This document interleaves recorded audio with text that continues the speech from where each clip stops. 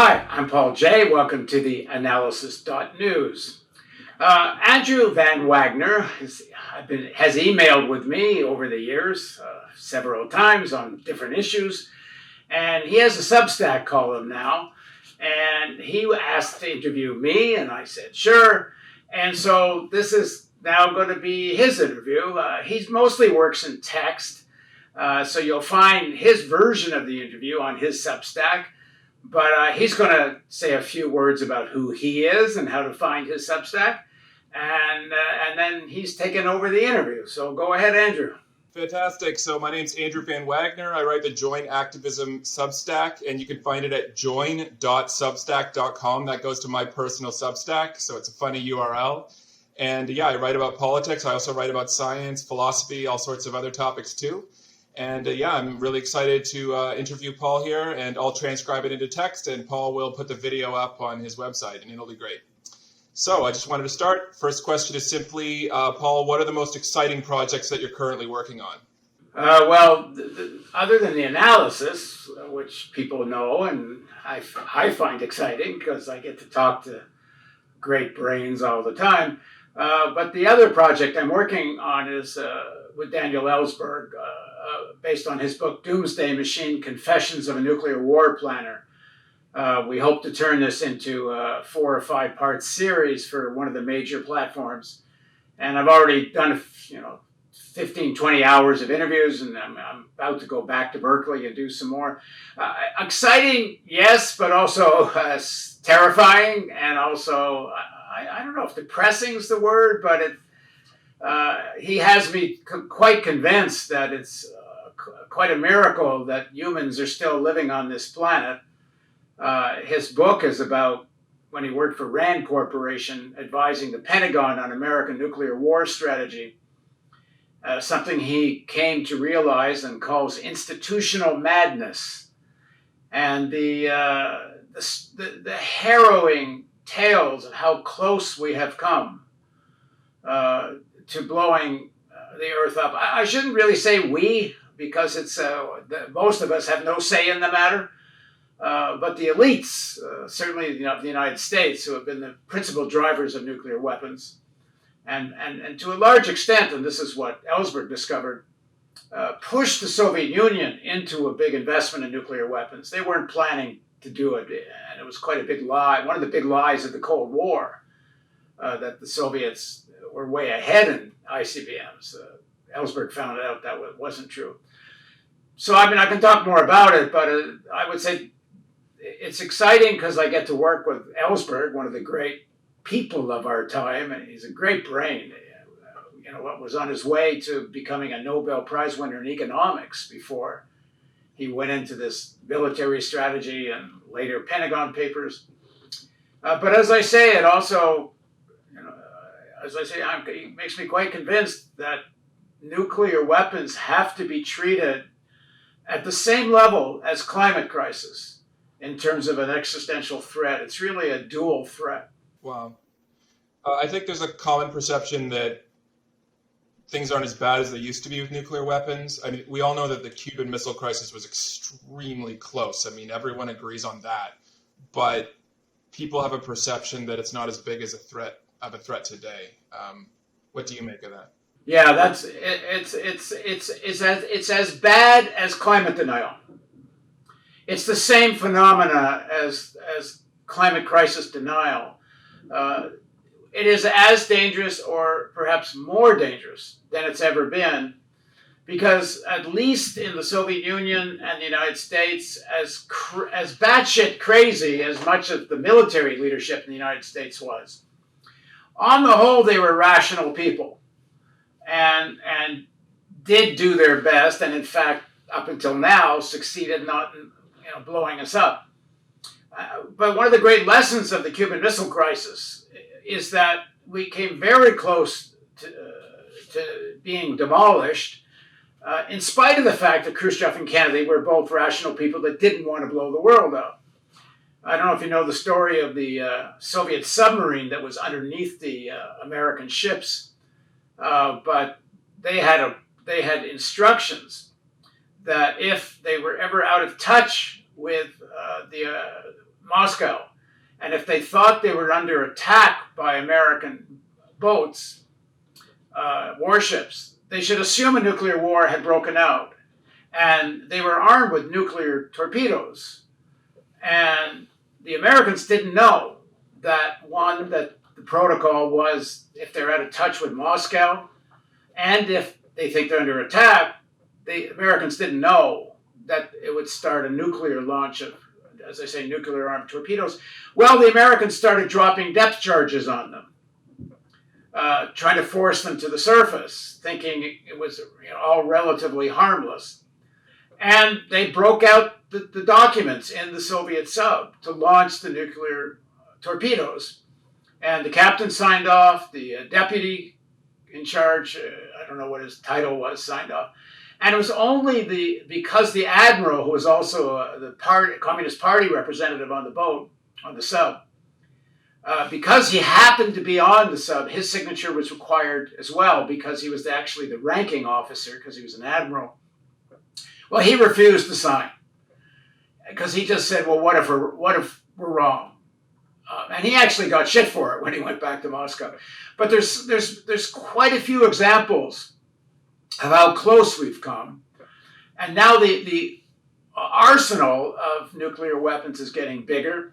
The Americans are in the midst already, and so are the Russians, of spending $1 trillion over the next 30 years on new weapons. Most of that money is going to be spent in the first 10 years. The Americans have a whole fleet of Ford-class aircraft carriers that are going to have nuclear-armed weapons. China now feels very pushed to enhance their nuclear ICBM.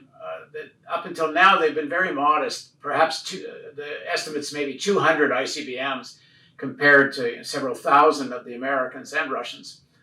But because of the aggressive character of the U.S. policy towards China and this massive new expenditure by the Americans and the Russians, now China's off to the races to try to catch up. So there's a new nuclear arms race on, and the rivalry, the tensions between the United States and China are very serious. There's a section of the American elites, American military, simply don't want to accept a world where there's, at the very least, an equal superpower. But the writing's on the wall that the Chinese economy, is likely to get larger than the American. And they have all the ability for innovation, including on the military side. So it's a very dangerous situation. All the saber rattling over Taiwan could easily get out of control. And then the other thing that's adds to the danger of all this is the phenomena of nuclear winter, which is if there is a nuclear war, and it doesn't have to be too big a one to cause nuclear war, although I don't know there's any model of a limited nuclear war. Generally, the thinking is that if it breaks out, all hell breaks out. But a nuclear war between India and Pakistan is enough to create a nuclear winter, and simply enough ash from all the burning cities envelops the earth and essentially wipes out agriculture. And with it, certainly organized human life and much of larger mammal life as well. So, this idea that it's not as dangerous as it used to be is the prevailing idea, which is one of the reasons, in some ways, it's more dangerous than at least there used to be massive. And one of the largest protests that ever took place in New York was against nuclear weapons. Now, you barely hear anyone raise their voice. There's a little bit of, the odd groups here and there, but nothing on a scale that's having much impact. So we're hoping this series with Ellsberg, helps to wake people up. And does your series with Ellsberg have a title? Probably a variation on his book. Probably Doomsday Machine, The Confessions of Daniel Ellsberg, perhaps, something like that. Because, Daniel was a real cold warrior when he joined Rand Corporation. And and was very involved in developing a nuclear war strategy for the United States. He never was in favor of first strike, which was the American and is still the American nuclear war strategy. That if the conventional war breaks out, at the time it was with Russia, but it's also, he thinks, with China, if it reaches a point where the American conventional armies look like they're going to lose, that the strategy is first strike. And it's insane. With nuclear winter, there doesn't need to be a second strike to demolish human life. The first strike's enough with nuclear winter. And do you know on which platform your series with Ellsberg will be released? No, we haven't made a deal yet. We're talking to a few of the bigger streaming services and cable channels, and there's interest, but we haven't got to that point yet. Apparently, Donald Trump shredded some longstanding nuclear weapons treaties. What effect did that have? And do you know if the Biden administration will reinstate those treaties?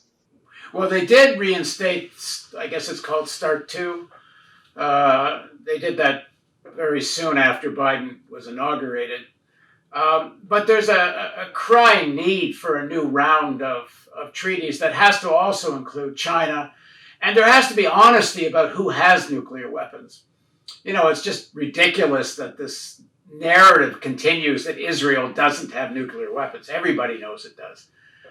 Even Jimmy Carter came out and said Israel has nuclear weapons, but it's still part of the ridiculousness of the narrative about Israel that they don't. There has to be a new round of treaties, certainly amongst the big three, but also all the other nuclear powers, including France and UK, Pakistan, India, Israel.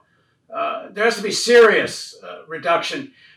The message of Ellsberg is that this massive numbers of weapons has very little to do with deterrence, especially when you're talking at the levels of the United States and Russia, especially in ICBMs. ICBMs, he says, and he's not the only one, a lot of experts on this say, are actually kind of useless when it comes to being a real deterrent. Because more or less, the big powers know how to find each other's ICBMs. And so they become targets. The effective deterrent is really from nuclear submarines. And there's no need for these kinds of numbers because there's no defense anyway.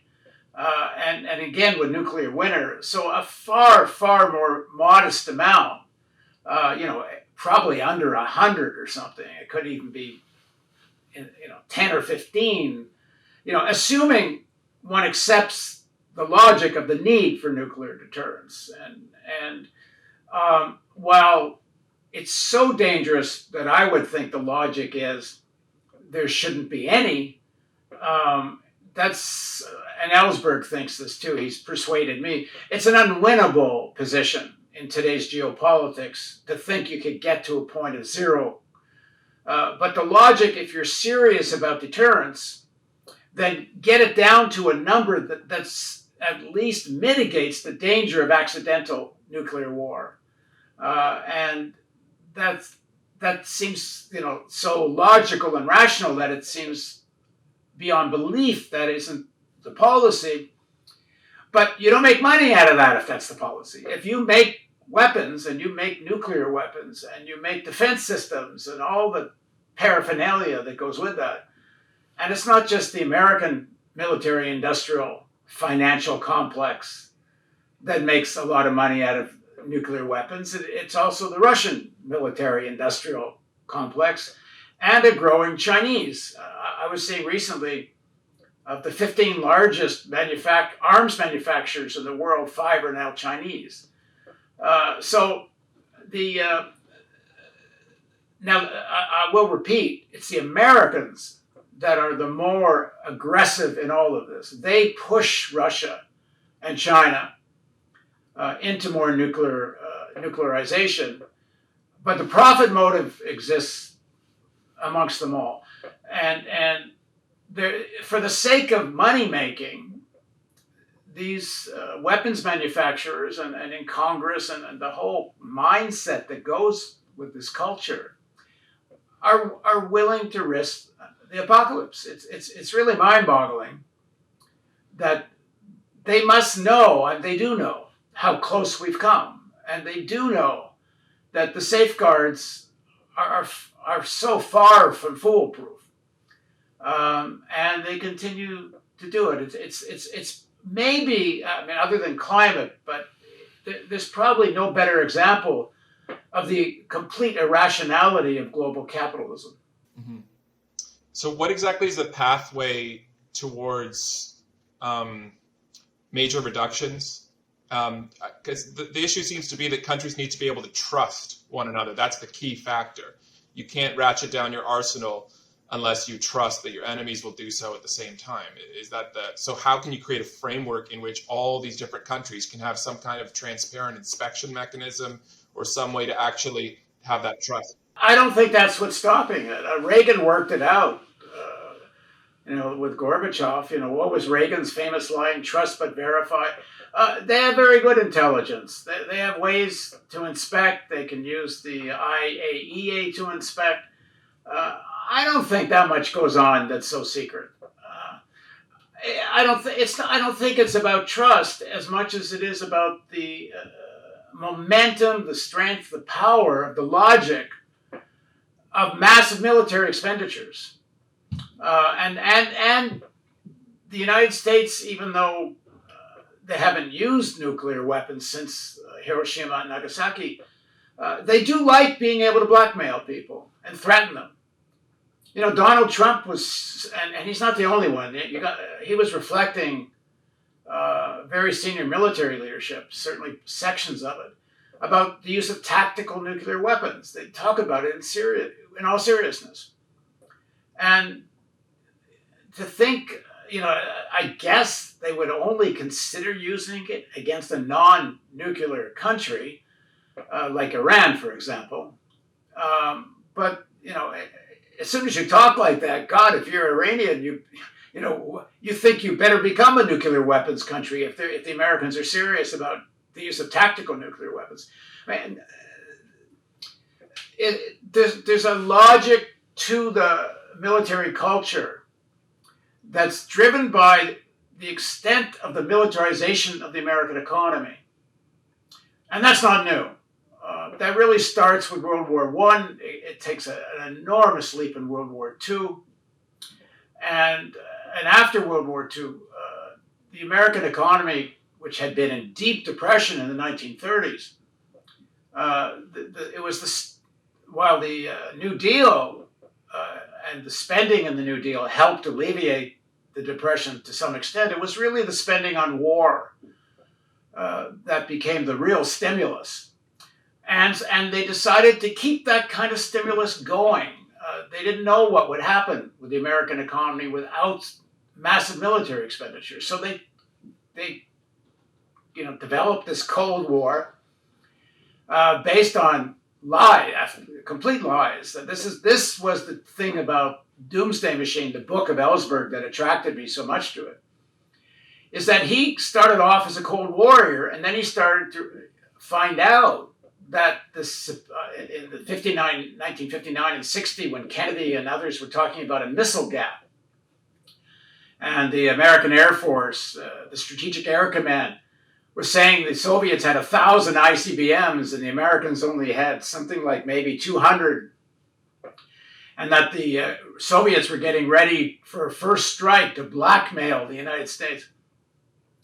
Well, as Ellsberg found out when the U-2 spy planes started flying, he found out that they actually had discovered how many ICBMs the Soviet Union actually had. It was 4. Not 1,000, 4. 1, 2, 3, 4. And it was the United States that actually had the first strike capability. But they used that propaganda, as well as the idea that the Soviet Union was getting ready to invade Western Europe, was total bullshit.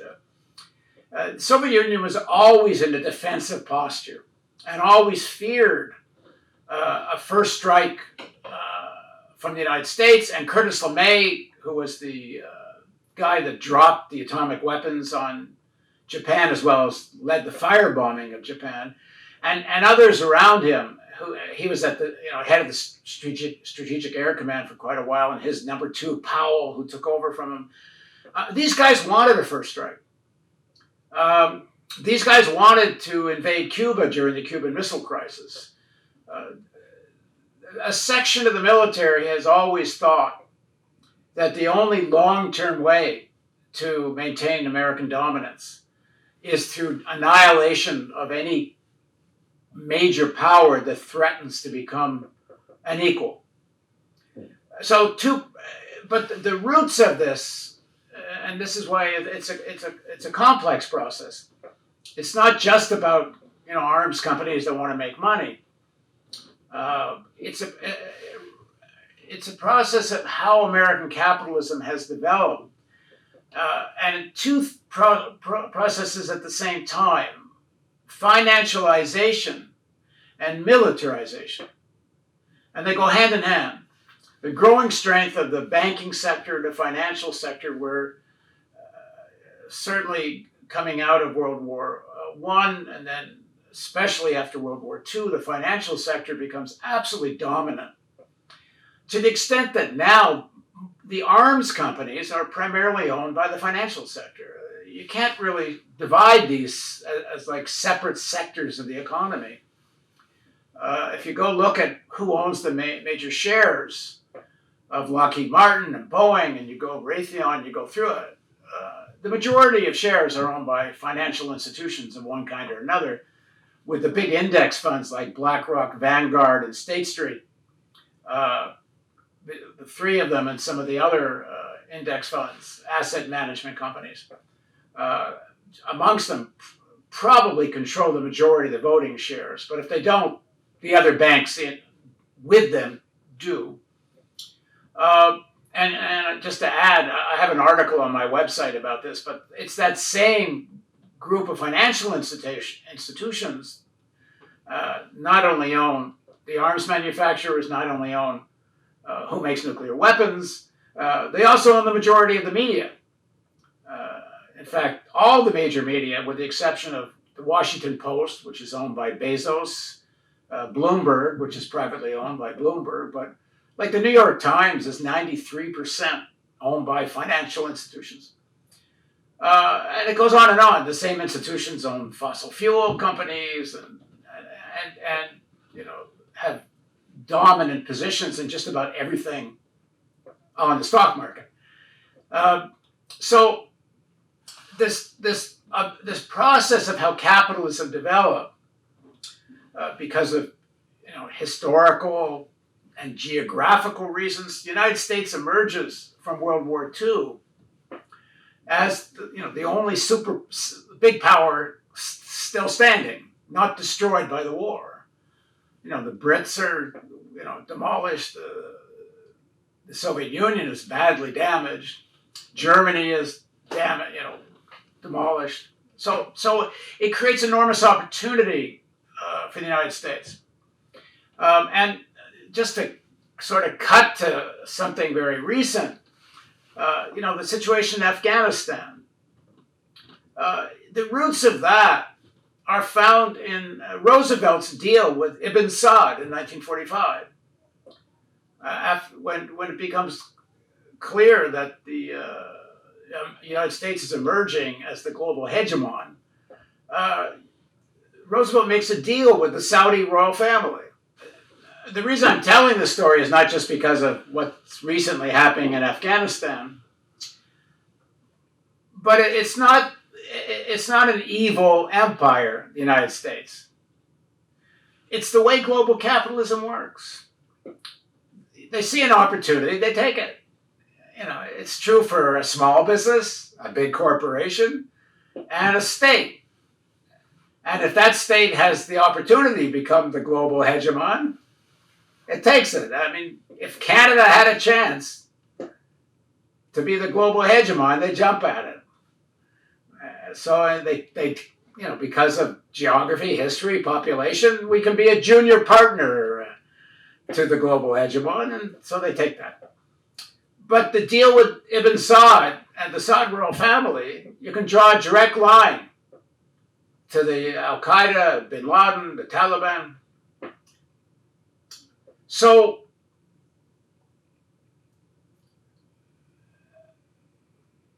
the problem with nuclear weapons is the American military is convinced, and enough of the elites are convinced, that part of their global dominance depends on nuclear weapon dominance. It's insane, because you can't use them without destroying yourself. But there's money to be made in it, and this insane logic somehow prevails. I don't know. I can't understand the mindset that you would risk annihilation. It's strange because shouldn't one submarine or a couple submarines have ample deterrence against any country? Yeah. Maybe 5, 10. I don't know. Yeah, it doesn't take very much. I mean, part of it is the Pentagon doesn't want to accept the concept of nuclear winter. It's very much like climate denial. But there's leading climate scientists have, as much as one can prove it without blowing the world up to find out. And the way they've examined it is they've looked at what happened to climate after the fire bombings in Germany and Japan. And they've looked at what happens when volcanoes, when you get massive amount of ash. And American nuclear war plans call for demolishing every major city in Russia and China. And it's not like they're not going to fire back. I mean, the radiation's going to kill most of the northern hemisphere anyway. It's the ultimate insanity of a system that at its heart has reached the point of complete irrationality. The climate crisis is going to wipe out global capitalism. Yeah, maybe rich people think they'll be okay, for one generation, two. But it won't be long before most of the global south is uninhabitable. So where do these millions of people go? North, to countries that are also going to become uninhabitable. Like, capitalism was a rational system for a few hundred years. It was very rational for capitalism was a necessary, natural, you could say, development out of feudalism. It was vigorous. It was resilient. It embraced science, innovation. Of course, it had horrible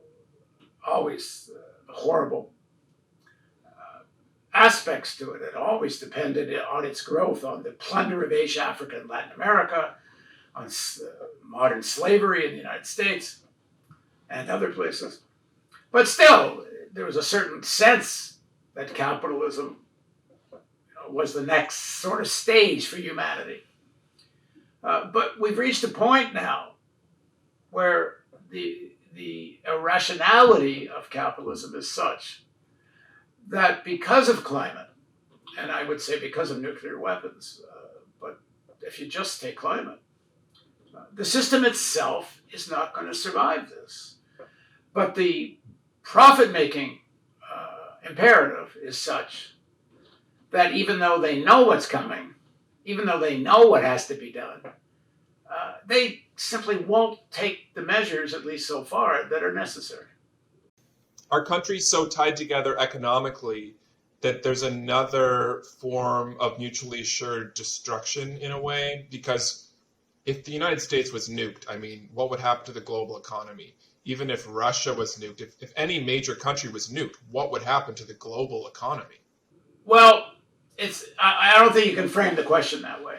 Because if nukes begin, there is no global economy. There's no humans. Organized human society ends with nuclear war. There's no limited nuclear war. Because of the nuclear winter? Well, because you can't control it. I mean, most of the military strategists, people I've talked to in the literature, they all think that it just, once it breaks out, you just can't stop it. It has its own logic. Once stuff starts flying, certainly the American war strategy is you have to try to wipe your enemy completely out in order to have any chance of averting a second strike.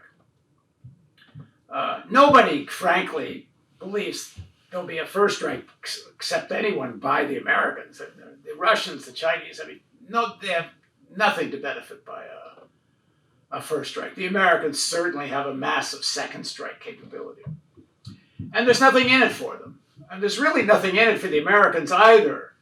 So I doubt there's some, this would happen in a planned, organized way. But shit happens.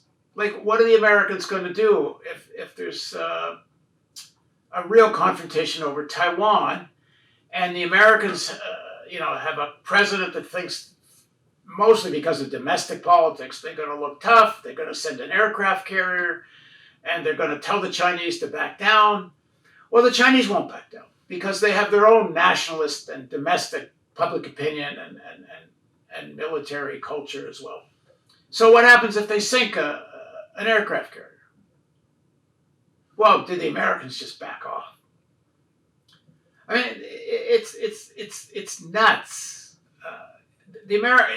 Any rational mind would say the Americans will never go to war with China over Taiwan. They can huff and puff, but are they going to risk annihilation?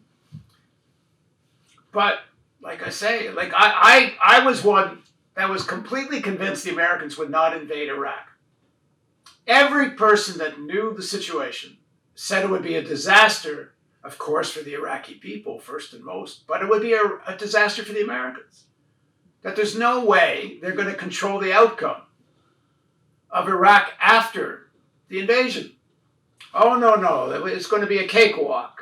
I do this show called Reality Asserts Itself, and it came from an interview this guy did. Susskind, I think, was the author. And people think it was Rumsfeld, but he never said who it was with. But he says to a senior Bush-Cheney official, everyone says this is going to be a disaster invading Iraq, that you guys just aren't being realistic about Iraq. And the answer was, we're America. We make our own reality. Well, actually, they didn't. And Iran probably has more influence now in Iraq than the Americans do. China has probably got more of the oil than the Americans do. So even, the reason Obama opposed the Iraq war, because he said it was stupid, and he was right. It wasn't that he was, against wars or empire. But I didn't think, because of all those reasons, that they would invade Iraq. But, you can't underestimate the power of irrationality, banality. They didn't control the outcome of Iraq, but boy, did the military industrial complex and the Halliburtons of this world, did they ever make a lot of money out of the invasion of Iraq? So maybe it turned out to be a geopolitical mess for the Americans, but there was shitloads of money made out of it. I was just reading today about a woman named Bunny Greenhouse. She was in the contracts section of the Pentagon, and she blew the whistle on the Halliburton contract, which was signed not long after Cheney had left Halliburton, a no-bid contract for $7 billion to restructure the Iraqi oil business. oil industry after the invasion. This was just shortly before. Cheney, we know, had stock options, and who knows how else he got paid off. He had a big severance payment. I interview Larry Wilkerson a lot, who worked with Colin Powell, and this was when the Iraq thing was what really opened his eyes. How much of it was just about straightforward money making? It wasn't even great strategic thinking. It was just like, whoa, what an opportunity to make money. All right. Thanks so much, everyone, for joining us, and I hope you enjoyed the interview.